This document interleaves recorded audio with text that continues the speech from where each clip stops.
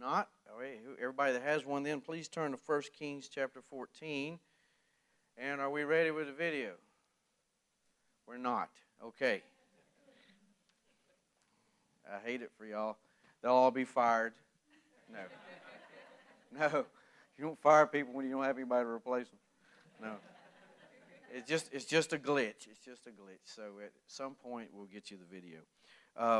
If you found 1 Kings 14, then let's pray. Father, a lot of folks in our church family that are hurting, Lord, that are sick, and relationships need repairing, Father. And we just ask you to be to take care of that, Lord. Just give them your peace, Lord, to let them feel your presence, Lord. We just ask you to move mightily in each one of those situations where sickness or relationships, what have you, Father. We just ask you to move mightily on that. And to anoint our ears today, Lord, as we go through your word, and help us to gain some understanding. Hopefully, week after week, we're looking at how the biblical narrative works. And for those that have had any experience in it, Lord, it just totally changes just what you're able to say to us as we read. So, Father, we're just asking for that, for your anointing and your peace and your grace, Father. In Jesus' name I pray. Amen. Still no video? Okay. All right. So we're done, Unless they just start jumping up and down, we're done with that for right now. Over the last couple weeks, we've seen Jeroboam go off the rails due to his fear and his lack of faith. And that began a downhill spiral for him as well as for the northern kingdom of Israel. Remember, the kingdom, the nation of Israel is now split. You've got 10 of the 12 tribes have kept their land in the north, and they're now known as the nation of Israel. And then Judah and Benjamin are around Jerusalem in the south, and the Levites are also down there also, but they don't have an inheritance in the land, as they are the priestly tribe. They live off of tithes and offerings and that sort of thing.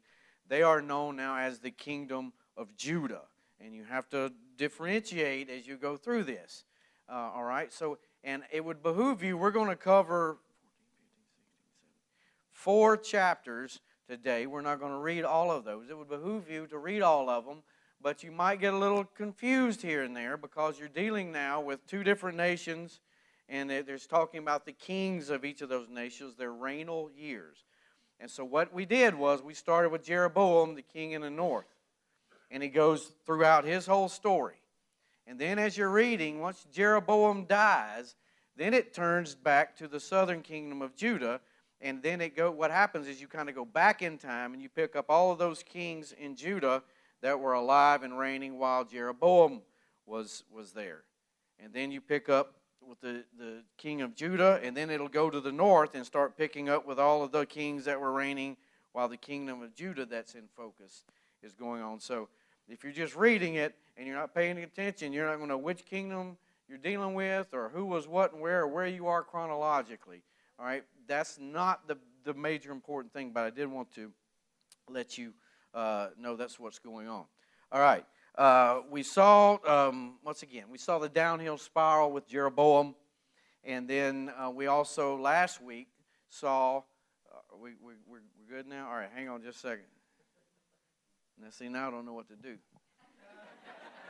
Do you show the video now? Or that? Apparently we do.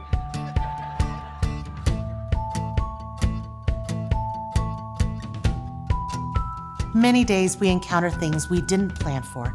Challenges at work, the messiness of motherhood, loneliness in ministry. The list goes on. In all sorts of seasons, we can find ourselves struggling to embrace the gospel of hope we need to fill our discouraged hearts. But what if instead of bowing to the pattern of our feelings or thoughts, we practice the pattern of preaching truth from God's word to our own hearts? Hey friends, I'm Ruth Jo Simons, and I'm excited to invite you to study God's word with me in Truth Filled, a 7-session study on preaching truth to ourselves. We'll quickly see this isn't an easy fix, a form of self-help, or a formula for success. It's meeting your everyday trials and challenges of faith with the truth of what is unchanging in Christ. I can't wait to be truth-filled together.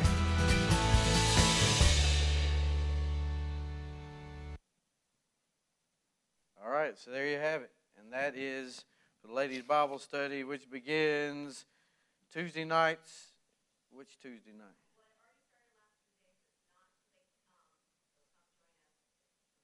Okay, so you heard that maybe, but for all the people in TV land or streaming land, wherever you call it nowadays, it started last week, but there's still plenty of room left. So Tuesday nights here downstairs from 6:45 to 8:45, and that is the study. And see, I was going to tell them we were going to wait till afterwards, but they did it. They started it anyway, which just shows y'all how nobody listens to anything I say around here anyhow. So, and it's no different at home, you know. So at least you can say I'm consistent. All right. So we had Jeroboam and his story in this whole downward spiral. And then last week we saw what scholars call young prophet, old prophet, and how the young prophet was given instructions directly by God. And he goes and he's doing well with those instructions. And then all of a sudden some guy shows up and says, well, I'm a prophet. And he winds up leading this young prophet to his death. All because the guy did not adhere to the instructions given to him directly by God. And we learn from that, when you've got a bunch of opinions, and everywhere you go you see multiple opinions, then you've got to go with what you know. You've got to go with what you know God has told you until something changes to really direct our paths differently. But at any rate, the common thread there is that Jeroboam and the young prophet went their own way, one by choice and one through deception. And nothing seems to be going well in the promised land right now. Chaos seems to be the rule of the day as things are spiraling out of control. But we're going to see right now, today, we're going to see that God is stepping in to right the ship and show exactly who is in control of his land, because he did not bring chaos. God is not the author of confusion. That's been introduced through sin and the kings who are not doing what God wanted them to do. So we're going to cover a lot of ground today, beginning with a prophecy to Jeroboam, and then we'll skip forward in time, as it were, to see God's hand moving through the prophet of Elijah. So if you're in 1 Kings 14, we're going to go through the first, I think it's 20 verses, and let's see what God says here. All right, at that time, Abijah, the son of Jeroboam, fell sick. And Jeroboam said to his wife, arise and disguise yourself, that it not be known that you are the wife of Jeroboam, and go to Shiloh. Behold, Ahijah the prophet is there, who said of me that I should be king over this people. Take with you 10 loaves, some cakes, and a jar of honey, and go to him. He will tell you what shall happen to the child. Jeroboam's wife did so. She arose and went to Shiloh and came to the house of Ahijah. Now, Ahijah could not see, for his eyes were dim because of his age. And the Lord said to Ahijah, behold, the wife of Jeroboam is coming to inquire of you concerning her son, for he is sick. Thus and thus shall you say to her. When she came, she pretended to be another woman. But when Ahijah heard the sound of her feet as she came in at the door, he said, come in, wife of Jeroboam. I'd love to have seen her face right then. Why do you pretend to be another? For I am charged with unbearable news for you. Go, tell Jeroboam, thus says the Lord, the God of Israel. Because I exalted you from among the people and made you leader over my people Israel, and tore the kingdom away from the house of David and gave it to you, and yet you have not been like David my servant, who kept my commandments and followed me with all his heart, doing only that which was right in my eyes. But you have done evil above all who were before you, and have gone and made for yourself other gods and metal images, provoking me to anger, and have cast me behind your back. Therefore, behold, I will bring harm upon the house of Jeroboam, and will cut off from Jeroboam every male, both bond and free in Israel, and will burn up the house of Jeroboam as a man burns up dung until it is all gone. Anyone belonging to Jeroboam who dies in the city, the dogs shall eat. And anyone who dies in the open country, the birds of the heavens shall eat, for the Lord has spoken it. Arise, therefore, go to your house, and when your feet enters the city, the child shall die.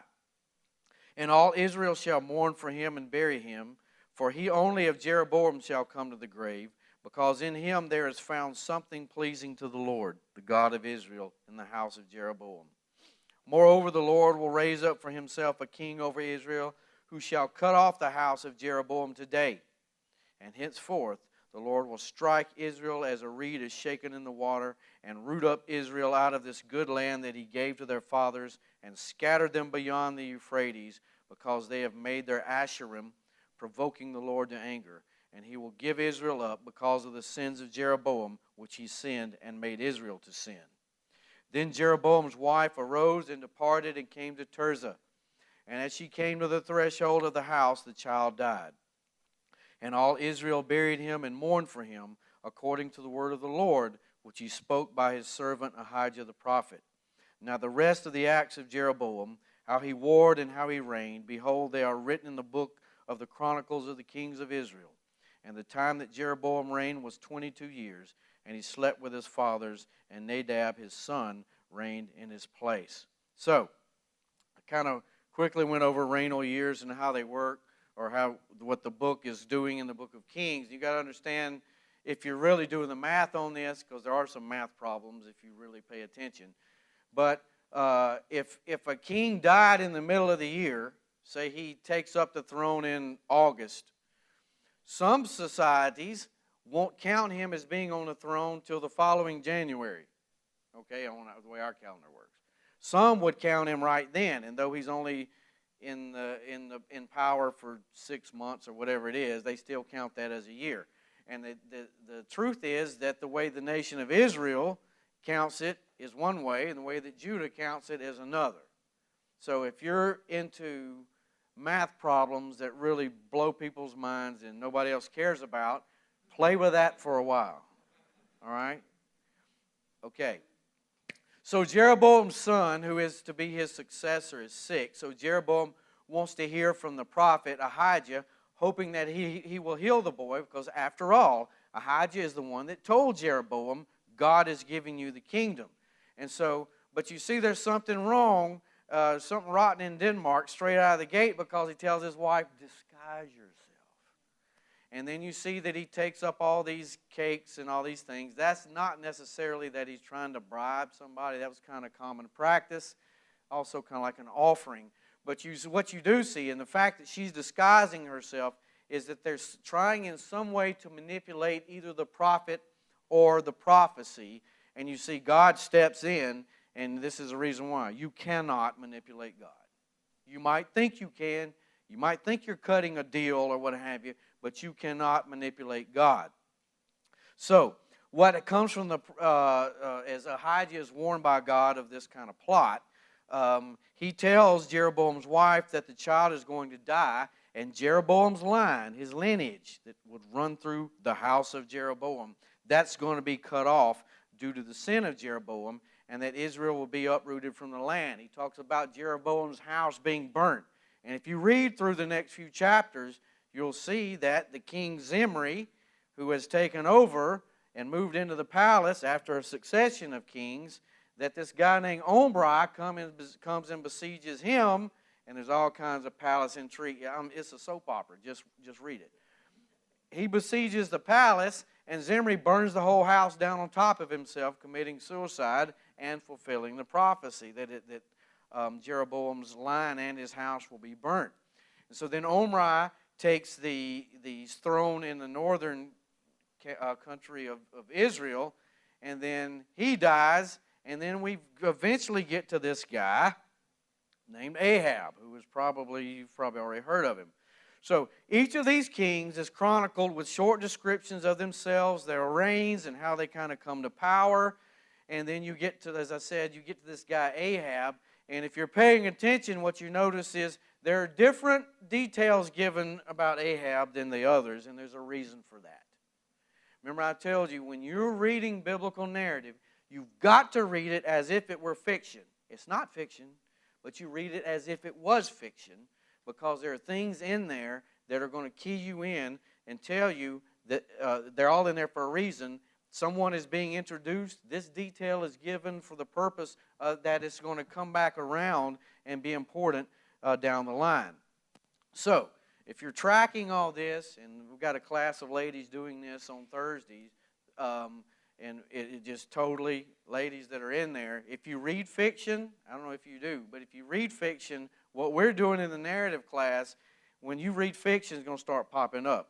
And when you're watching movies, you're going to start spotting things. And nobody's going to be able to put anything past you anymore, no matter how good of a writer or a thriller they are, or the thrillers they write. It's going to be there. So, all of these chapters from 14, 15, 16, and when we started getting into 17 are all set up for what is the hinge of the book of Kings. Everything is going to hinge between Elijah and Elisha, those prophetic cycles right there. And we're now entering into that hinge. And now we're going to see this prophet by the name of Elijah that he is introduced. And God is now about to make some major moves. And I want you to start thinking as we're reading. Don't read it flat. The Bible is exciting if you know how to read it. Start thinking about, why is this said?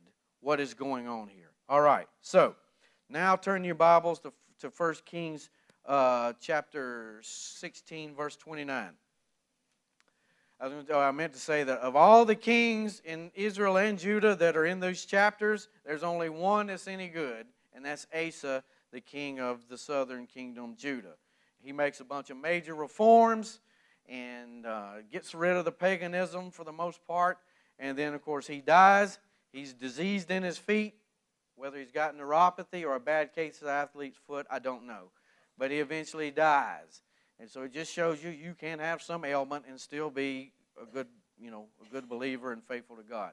All right, so verse 29 says, in the 38th year of Asa, king of Judah, Ahab, the son of Omri, began to reign over Israel. And Ahab, the son of Omri, reigned over Israel in Samaria 22 years. And Ahab, the son of Omri, did evil in the sight of the Lord more than all who were before him. Now, there was said, that was something similar was just said of Jeroboam that we read. So this guy has upped the ante even more. And as if it had been a light thing for him to walk in the sins of Jeroboam, the son of Nebat, he took for his wife Jezebel, the daughter of Ethbaal, king of the Sidonians, and went and served Baal and worshipped him. He erected an altar for Baal in the house of Baal, which he built in Samaria. And Ahab made an Asherah, which is, think of a totem pole, but that's not technically correct, but it's a tall image. Sometimes they're made of metal, sometimes stone, sometimes wood. But it's a giant idol.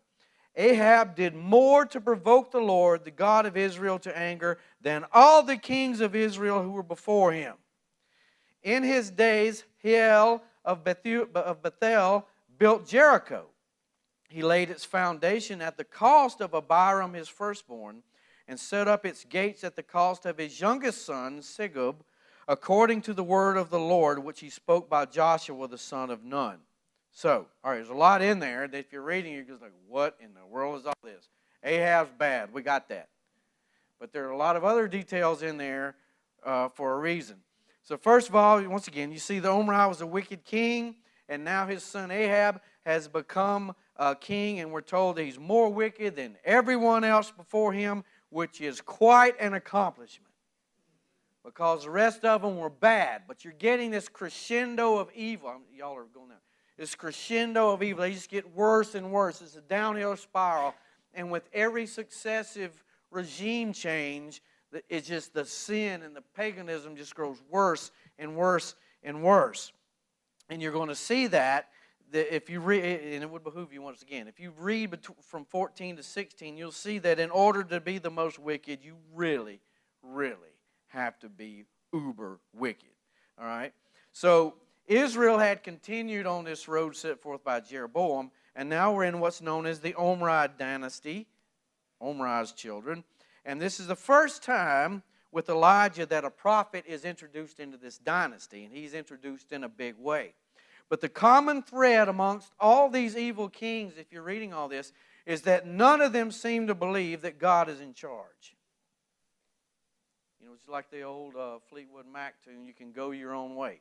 That's what they're doing. So God set Jeroboam up on the throne, and Jeroboam began doing things his own way. As as all of the kings of Judah and Israel did, with the exception of Asa. All any of them had to do in order to be successful and experience the growth and peace that God wanted specifically with his people Israel was to repent and follow the will of God. That's their basic marching orders. Repent of this, and at any point you turn, you follow the will of God. Nevertheless, the power and the greed and the pride went to their heads, and now we see that God is going to act in a major way in order to prove. If the kings can't figure it out, he's going to let everybody know. I own this candy store. I run this show. And I will going to prove it to everyone that I am the one in charge of everything. And as we'll see, I mean everything. And this is also something called a polemic. All right? Which a polemic is when you write something in an attempt to deconstruct what the other people say, and then turn around, you deconstruct it, and you build it back up to show them what the truth really is. Does that make sense? You got all these pagans with their worldview and how it works. And God's saying, all right, I'm going to tear it to pieces. And then the purpose of what we're reading here is to show who really is in charge and the correct theology and how that works. So, we're going to show both the pagans of the region, God says, as well as both Israel and Judah, who's really in control. So in all of this, what's going on is Jeroboam takes a foreign wife, which we've already read. In Torah, in the law, that's a no-no. Has nothing to do with racial anything. It's everything to do with culture. Okay? It has nothing to do with color or anything like that. It's all to do with culture and your worldview. That's why the warning was there. And not only does Jeroboam take a foreign wife, but she is from Sidon, which is in Phoenicia, which is in modern-day Lebanon nowadays on the Mediterranean coast, kind of northwest of Israel. Sidon is, what did Ahab and Jezebel set up? What kind of religious worship they set up? Baal worship. Yeah, we say Baal, but it's Baal. Okay, Baal worship. All right, and Sidon, this is important. It's all in there for a reason. Sidon is the epicenter at this point in time in history for Baal worship. And we see that Jezebel is a pagan to the utmost degree. And then she causes Ahab, all she got to do is be able to look pretty and cook well. And, guys will go, okay. That's what we do. And he follows her right into it. All right? So Baal is not only a name, but it's also a title, and it means Lord. And in that region, Baal was the son of El, which links to Elohim, okay? But he was the son of El, who was seen as the Most High God. But Baal is a storm god. Start remembering this now. Baal was a storm god, and he's in control of the rain. Underline it. His weapons are thunder and lightning, and his enemies are the sea and the storms that can come from them, and also death. And then we have this, so that you need to put that on the shelf. That's going to come up. You need to be thinking, why did they tell me that? And then you need to go look up a little bit about Baal. I did that little part for you. And now as we go through the story, there's a reason that this is in there. And then you've got this thing about Hael, about building Jericho. Now you might remember, if you're familiar with Joshua, Jericho's already been destroyed during the conquest. All right? But what you probably don't remember is that Joshua put a curse on anyone that would try to rebuild the city.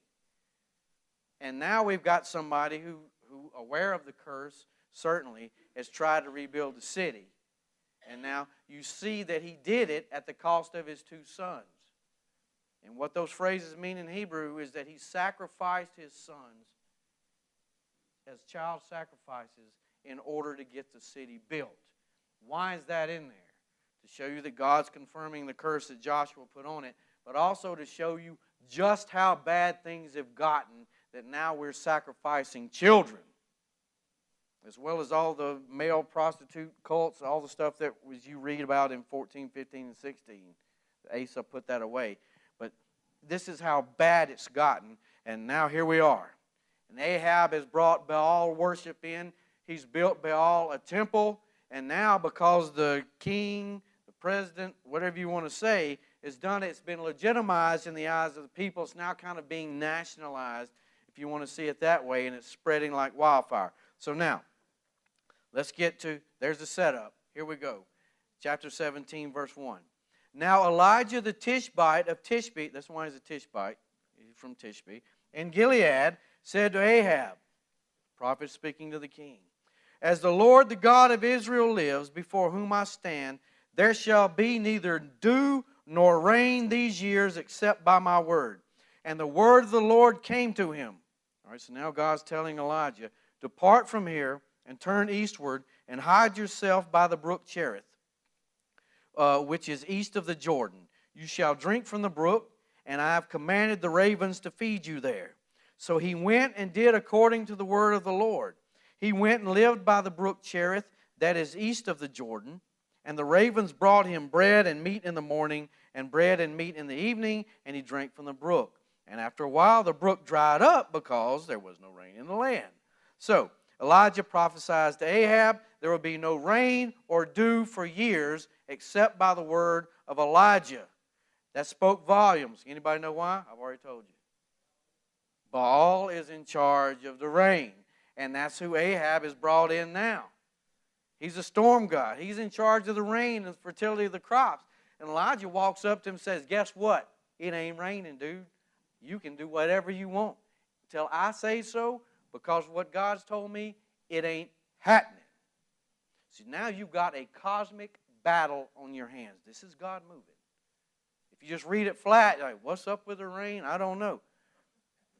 But there's a reason, because Baal has been introduced. Baal worship and what Baal stands for has been introduced into Israel. And God said, all right, I'm your huckleberry. Y'all going to bring this dirt bag in here? I'm going to show you. I'm going to show you. All I can think of is Doc Holliday and Tombstone. You know, I'm your huckleberry. You know, and at the end of the day, God's going to say, poor soul, he's just too high strung. Which is one of the lines at toward the end of the movie. All right. But what's going on here? See, this is what's going on behind how we read it flat. This is a cosmic war going on. It speaks volumes. And we'll see how that plays out on down the line.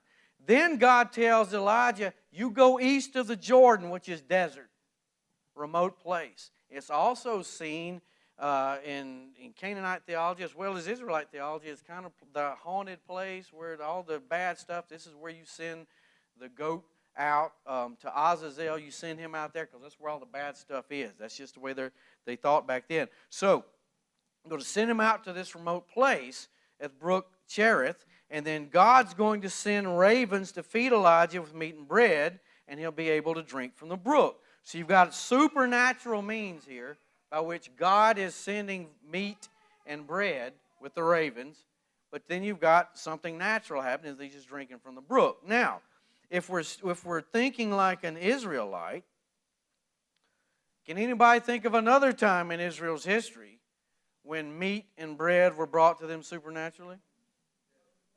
All right. They automatically hyperlink to that. And we should too. This is God providing for His people. That is part of the theology in the story. You read, where's God? Has that happened before? Does that ring a bell? Ding, ding, ding. Yeah, Exodus 16.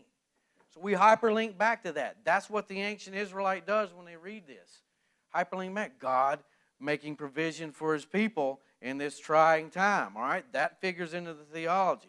All right, so Elijah does this, and for a while he eats milk, meat and bread, and some people go, ooh, the birds touched it. Look, he's like that guy that fed his dog turnip greens, and his buddy said, my dog won't eat turnip greens, and the guy said, that one wouldn't eat them either for 2 weeks. Once you're hungry enough, you'll eat anything. So he's eating them, and he's a dude, so he probably got too much trouble with it. But the point is he's supernaturally, he's been given this provision, and he's able to drink. But then all of a sudden, the brook dries up. Why is that? Because Elijah has prophesied no more rain. And the brook gets its water from the rain up in the hills, and eventually that runs downhill. That's the way it works. And now it's dried up. And so now Elijah has a dilemma. he's kind of actually paying the price for his prophecy. Anybody ever been around in those shoes things? You know, Elijah spoke the word of the Lord, and now it's come to affect him as well as Ahab and his kingdom negatively. And as we're going to soon see, the prophecy has had a negative effect on another kingdom. So, what do we do when we have yielded to the will of God and then we are affected in a negative way? Can that happen? Oh, yeah. Now, some of those churches go, oh, no. You can have your best life now. But that's not biblical theology. That's what you hear on TBN, the Babylonian Network. That's not what you get out of the Bible. Because now this man has done exactly what God told him, and now he's in danger, as at first anyway as he sees it, of dehydration in the desert.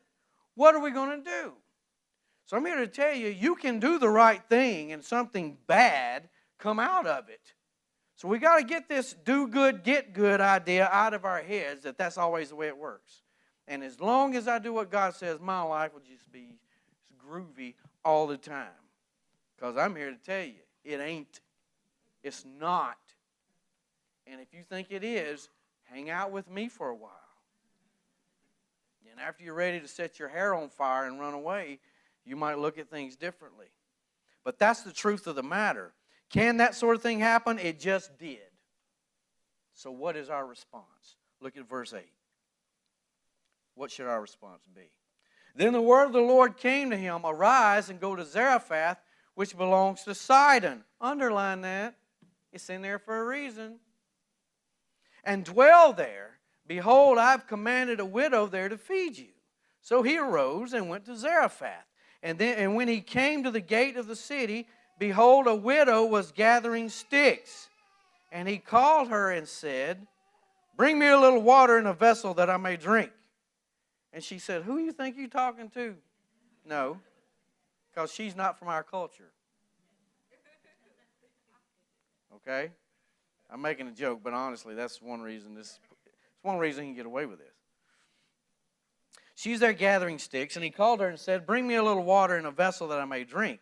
And as she was going to bring it, he ups the ante, he doubles down. He called her and said, bring me a morsel of bread in your hand. And she turned around and threw a skillet at him and cracked his head. No.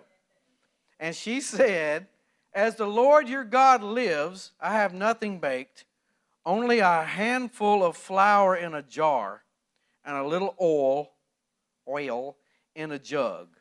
And now I am gathering a couple of sticks that I may go in and prepare it for myself and my son, that we may eat it and die. And Elijah said to her, do not fear. Go and do as you have said. But first make me a little cake of it and bring it to me. He's not even going to walk in the house. How do you do that? How do you make this happen? It's only by the God intervening, because it doesn't happen at my house. But first make me a little cake of it and bring it to me, and afterward make something for yourself and your son. For thus says the Lord, the God of Israel. Now, this is a declaration. He's declaring to her Yahweh, the name of Israel, and she even mentions it up in verse 12. So nobody lives in a bubble, okay? Even though they're pagans in Sidon, and even though Israel's eaten up with paganism, they know who the official God of Israel is. And they still remember. They're still talking about what he did to the Egyptians. All that, God's, his character and his works have gone before him. All right? So they're still aware of all that. But listen to what he says. Thus says the Lord, verse 14, the God of Israel, the jar of flour shall not be spent, and the jug of oil shall not be empty, until the day that the Lord sends rain upon the earth. And she went and did as Elijah said. And she and he and her household ate for many days. And the jar of flour was not spent, neither did the jug of oil become empty, according to the word of the Lord that he spoke by Elijah. So, going back here the first few verses ago, Elijah is told to go to Zarephath in the land of Sidon, where God has moved upon a widow to help him, though she doesn't really seem to be aware of God's plan. And she's not a robot, But she doesn't say, oh yes, God appeared to me in a vision. That's not working like that. Somehow or another, I can't tell you exactly how, but she is at least willing to go along with him. She probably recognizes something. She's heard something of the God of Israel, and he's talking about the God of Israel. So she's kind of like, her options are do what he says, or we're all going to die in a couple of days anyway. Why Sidon? Why? It's the center of Baal worship. And it is the place from whence Ahab's wife Jezebel hails. Jezebel comes from this very region, and she's brought in this Baal worship. And now God's sending his man, the prophet, right into the belly of the beast. You got Jezebel, that's a no-no. She brings in this garbage, and guess what? I've had my man sitting over here, and he's declared no more rain, and I'm going to send him right in there. That's why he's up there, in the belly of the beast, in the heart, because it's a polemic. This is a cosmic battle between Yahweh and Baal, and he said, I'm going to send my man right in the middle, and there's not a doggone thing you can do about it. Reminds me of another great movie from back in the day. Billy Jack, some of y'all remember that? He told the sheriff he's surrounded by all these guys, and the sheriff walks up, what are all the Green Beret tricks going to do for you now, Billy Jack? What you going to do? He said, I'm going to take this foot and I'm going to put it on that side of your head. And you know what? What? Ain't a doggone thing you can do about it. And that's what God is saying right now. Then my leg won't come up that high, but what? And then Billy Jack whoops most of those guys till somebody comes up and hits him in the back of the head. But at any rate, God said, I'm right here. I'm in your face, Baal, and there's not a doggone thing you can do about it. By the time I'm done, everybody's going to know who runs this show. And that's why the prophet is in Sidon right there. There's a purpose to all this. Why is the widow picking up sticks to cook the last bit of food she has for herself and her son? Because the drought. The drought has not affected just Israel. It's affected Sidon. It's affected the Phoenician coast. It's affected the very home of Baal himself, and he's powerless to do anything about it. Why is this important? Because Baal is responsible for the rain. And now he's shown to be totally powerless. And that is what the Bible is trying to show everyone involved. Anybody that reads it, everyone that was involved at the time, all the players. I am the one. I created it. I control the cycle. And yeah, it works on a natural thing of, when heat and cold and the temperature off the sea and the mountains and all that kind of stuff work hand in hand. All I know is when you got hot air and cold air together, you get weather. That's as much as I know about it. And yeah, it tends to work that way, but God's saying, I can shut it down, I can turn it on, I can turn it off, because this is my show. And y'all have yielded to some pagan thing that you think is in charge? I'm going to show you. All right? So, we also need to add, I know this is on everybody's mind, is Elijah being rude in his telling the widow to feed him first? There's a reason for it. Okay? Yeah, you would get shot probably doing this, or at least something thrown at you, for doing it like this today. But against all parental instinct, this widow has agreed to feed Elijah first. And it's a step of faith on her part. So it's really showing a good thing about her. She's not being manipulated or used or any other feminist garbage that anybody wants to throw at you. You understand? This is a step of faith on her part, though she still doesn't seem to have any awareness totally of the one true God. She ain't got her theology all down pat. All she has to do is believe. And she believes to some extent that this man is from the God of Israel. Now, beyond that, it's all speculation. But she seems to believe what Elijah says. So, after having the brook at Brook Cherith dry up, Elijah is sent elsewhere, but his provisions, as I said, aren't at just any random place. Things don't happen in the biblical story for a random reason. You're being told about all of these little details that we read over in order to make a point.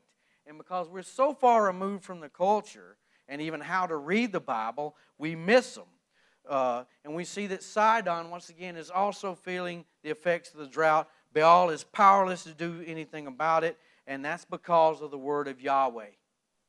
And that's what you've got to start seeing in these stories. A cosmic battle with real grassroots implications here. The supply of flour and oil, which were about to be exhausted. Why is she about to run out? Because of the drought. So it's easy to see that the whole nation, everybody around there, is feeling the heat of all this. Not just the widow.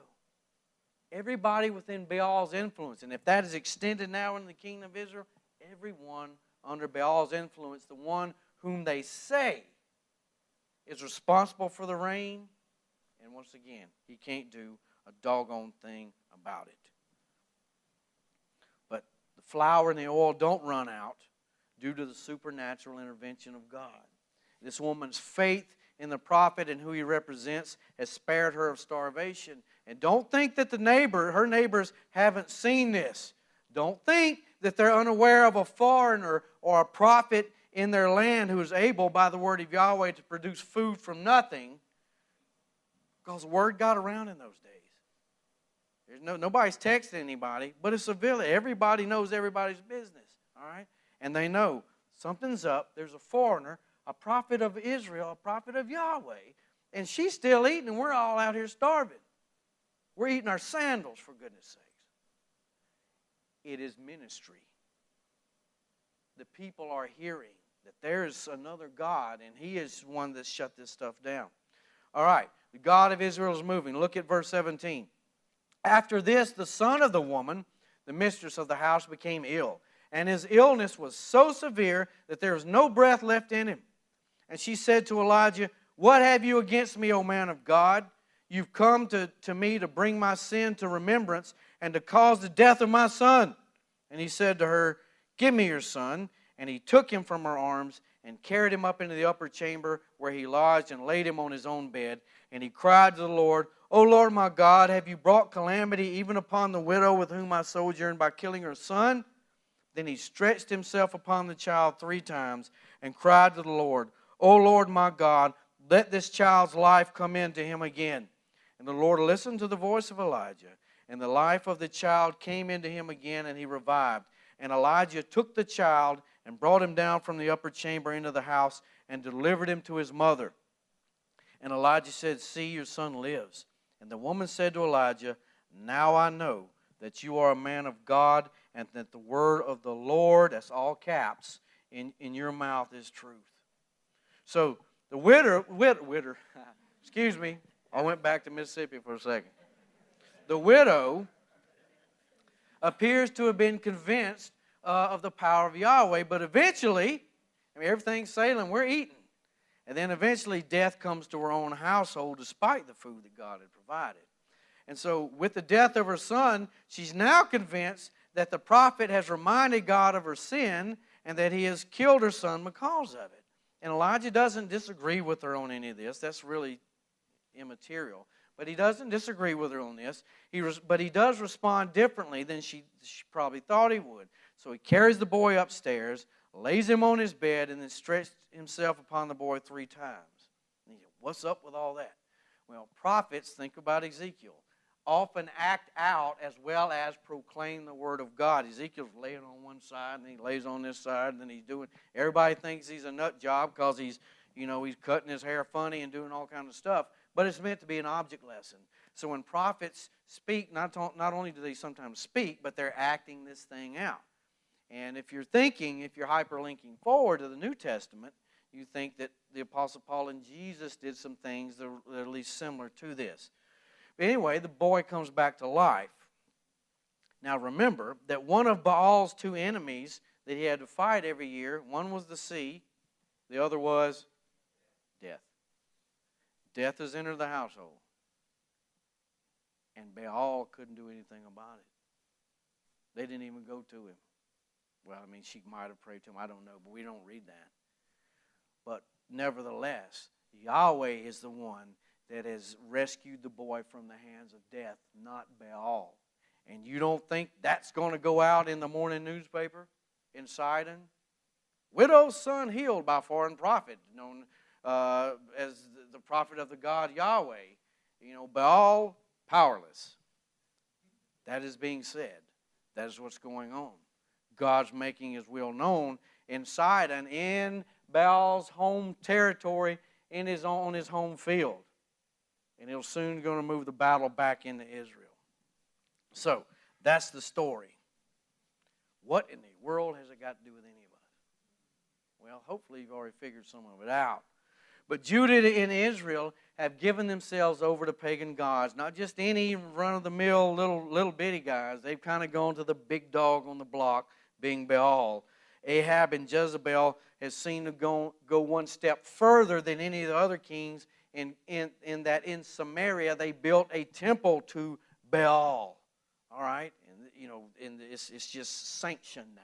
It is legal. It is sanctioned. It has the backing of the government, so to speak. And we're told all these details in order to set up the narrative for God's response. Because since Baal was the storm god in charge of rain, God, through Elijah, declared there would be no more rain until Elijah said so.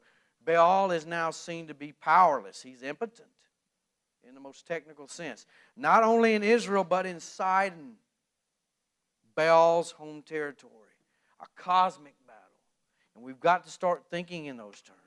A cosmic battle whereby Yahweh will respond beyond a shadow of a doubt to show everyone that He's really in control.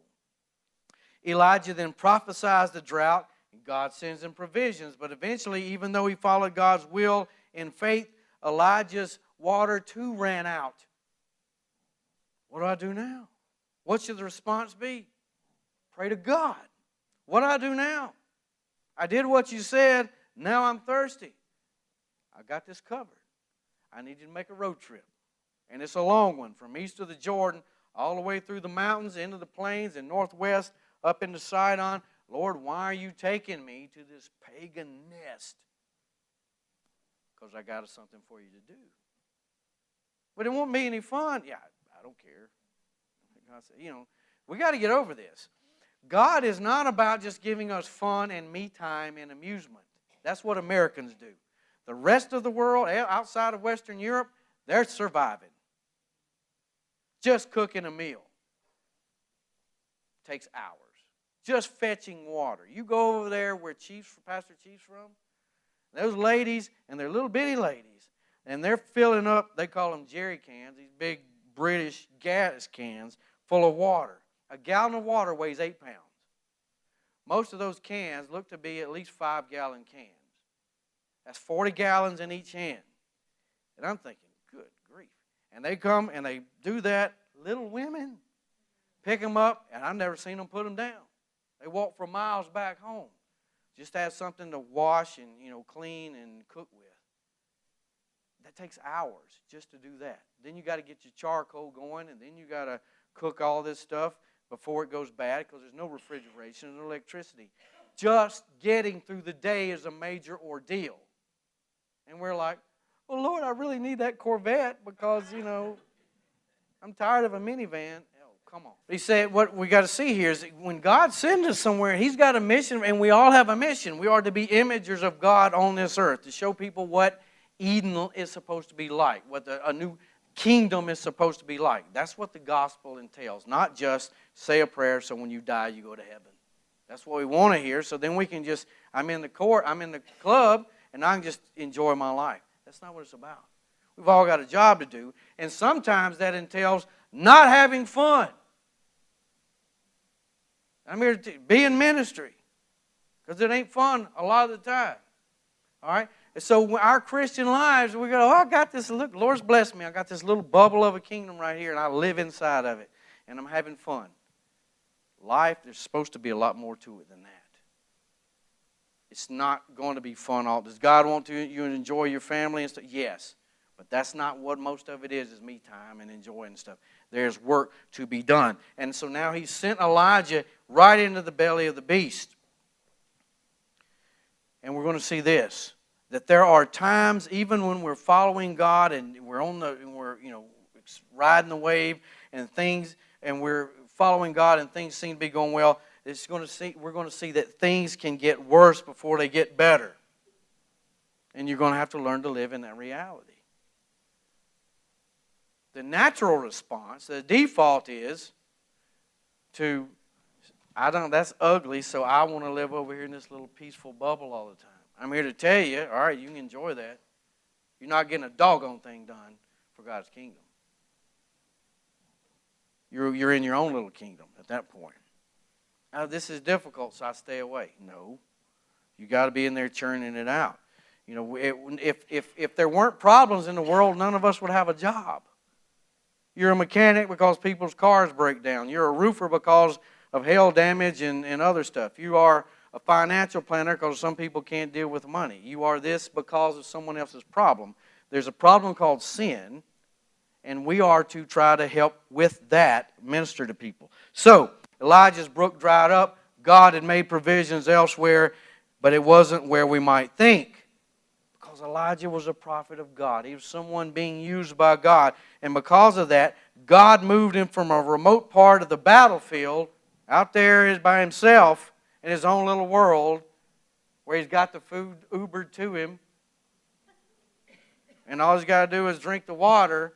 God takes him from something of a comfort zone and throws him right into the front lines, right in downtown Baghdad, right in downtown Fallujah, with the bullets going off all around him. That ain't fun. God may well do the same to each and every one of us. Because Elijah's purpose was to show the people that Yahweh is in control and not Baal, but he's working through Elijah to bring that truth to them. And God's provisions were seen by everyone all around, and so therefore the name of Yahweh was seen to be more powerful than Baal. And in the case of the narrative, Elijah's been introduced as the prophet of God. So now he's established in the story as a character. The woman recognizes it, and now he's officially established as that. And now you're going to see God move him from Sidon back into Israel, and he's going to start stirring up more devils than he can cast out. And unfortunately, when that happens, it ain't any fun. But God's working on something here. I want you to understand this if we're looking, because you read the story and say, oh, God provided for him here, and he provided for that widow. But I want you to think past that. Because you've got to know that while God is moving in this way to prove who is in charge and who's in control, other people are starving. Other people are dying and thirsting to death. And we go, where's God? Where's God? He's moving. But he's looking at a bigger picture, at a much larger narrative than we tend to. So as soon as the tap dries up, we start freaking out. But what I'm here to tell you is, if the tap dries up, I can't tell you God's going to move you right then to a fountain spring or to a widow that's going to take care of you or what have you. There are a lot more people involved here than what you read about. But what I can show you is that the theology in the story, that as God is moving, myriads of people are being effective. But the one whom God is using is being taken care of. Now think about that for a little bit. God is using me. He's going to see to it that I've got what I need. But if we're over here in our own little world, making our own provisions and the tap runs dry because somebody got laid off, because the economy tanked, because whatever. Well, we all got the option of praying to God, and I believe He'll move. But we've got to understand this. A lot of our anxieties come from the fact that we're trying to do what Jeroboam and the rest of them are doing in our own little kingdom instead of moving in lockstep with God's will for our lives in order that they may affect other people's lives. If you take anything home other than the fact that God is the one in control, we need to take that one home. We need to know that God is in control of everything. God's in control of your life, believer. He's in control of your life. And for the unbeliever, He's in control of that in some ways too. The problem is you're flying by the seat of your pants by yourself. And all you can hope for is for the bumpers to come up on the bowling alley every once in a while for them to knock you back in line because you're doing this.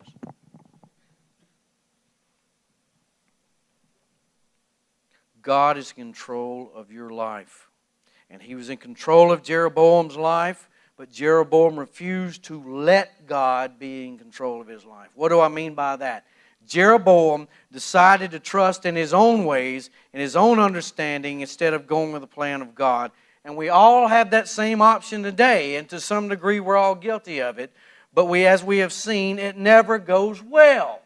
One way or another, we have to come to the reality, we have to get the revelation that God is in control, and if we only trust in Him, if we have faith in Him, and we obey what He wants to do through us, which is a lot of times not make us wealthy and whatever. Successful, healthy is good. But being rich, that's not always what He wants to do in our lives, despite what some might tell you. If we have faith in Him and obey what He wants to do through us, things will go according to His plan. Just not necessarily according to ours. And too many of us are running on our own plans instead of God's plans. But the reality is that we often have plans of our own. And they're usually no good, no matter how good they may sound. Let me leave you with this. Proverbs 3, verses 5 through 8. Trust in the Lord with all your heart, and do not lean on your own understanding. In all your ways acknowledge Him, and He will make straight your paths. Be not wise in your own eyes. Fear the Lord, and turn away from evil. It will be healing to your flesh and refreshment to your bones. Then Isaiah 55, verses 6 through 9. Seek the Lord while He may be found. Call upon Him while He is near. Let the wicked forsake his way, and the unrighteous man his thoughts. Let him return to the Lord, that He may have compassion on him, and to our God, for He will abundantly pardon. Repent and obey. That's what we're doing here. And here's why. For my thoughts are not your thoughts, God speaking. Neither are your ways my ways, declares the Lord. For the heavens are higher than the earth, so are my ways higher than your ways, and my thoughts than your thoughts. And see, nobody in their right mind, after sending Elijah way out here to the east, who's just trying to get him fed, would have then sent him way up northwest into this pagan land in the belly of the beast in order to do what he does and then bring him back. That makes no sense. If you are man or woman. It probably made no sense to Elijah. I don't know what all details he had.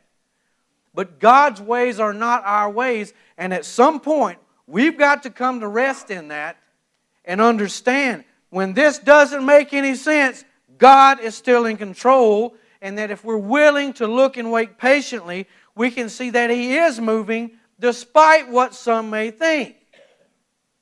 If you're watching the news and tripping out, stop. Stop. You can't do it. If you voted, you've done all you can do. Regardless of which side of the political aisle you're on. Just stop. But is this, that's going on? Okay. What are you going to do? You can't do anything about it, can you? No, then stop. God's got something else for you to do.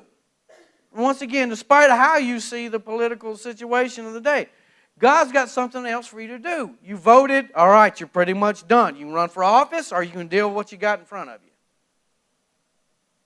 But God is moving. How long did the drought last? A while. Were people suffering? Yes. Was God moving in all of that? Yes. In a way that nobody really saw unless we're in that day and seeing the little g God that's supposed to be over this can do nothing, but somebody else is. And so it moves slowly, but it's moving. And this whole episode is setting up something bigger and bigger and bigger on down the line. And if we don't look, if our worldview does not default to that, then you are going to be one of the most miserable, news-watching, walking around, talking to yourself, throwing stuff at the TV screen, drinking alcohol, whatever. You're going to be in that boat, and I'm here to tell you, that ain't no fun. Unless you're just a glutton for punishment. If you like that kind of stuff, go ahead and be miserable and make everybody else miserable around you. but you've got something to do here. Therefore, we wait and we watch in faith. And we always move in that faith, trusting in God's intervention, though whatever we see on the news makes no sense. Or maybe it does to you, regardless. There may be a drought, but as we're going to see, and y'all can go ahead and read ahead, when God is ready, rain is on the way. I'm going to leave you with that same thought. Would y'all bow your heads, please? Oh, my goodness. We come in Pentecostal in here, they start clapping. Or Baptist-costal, that's when you clap like this, but you don't jump around hoot and holler. Let's pray. Dear Heavenly Father, Lord God, we've got to know you're in control. And there's part of our mind that we know that, but there's another part where we are anxious over it because we can't figure it out. And there's just so many times, Lord, you're not going to let us figure it out because that's where faith comes in. We've just got to know that you're in control and that you are moving. Father, let us live in that truth. Let us swim in that water. And let it become such a foundational part of who we are that all of those things just go away so we can deal with the ministry you have put in front of each one of us. And I'm preaching to myself here. So, Father, I just ask you that we would see as we go through the narrative what you're trying to do. This is not just about showdown with the prophets later between Elijah and the prophets of Baal, but for that little reason, there's a bigger cosmic battle going on there, and there's a bigger cosmic battle going on for the world in which we live today. And we've got a part in it. Father, help us to know that. Get out of our own little bubbles and our own little echo chambers and our own little worlds. Lord, help us to see the bigger plan and engage the enemy where you would have us do so. We love you, Father. We thank you for your grace and your mercy that you send on all of us. And Lord, just help us to chew on this, Lord. Help us engage and help us know that you're in control, Father. In Jesus' name I pray. Amen.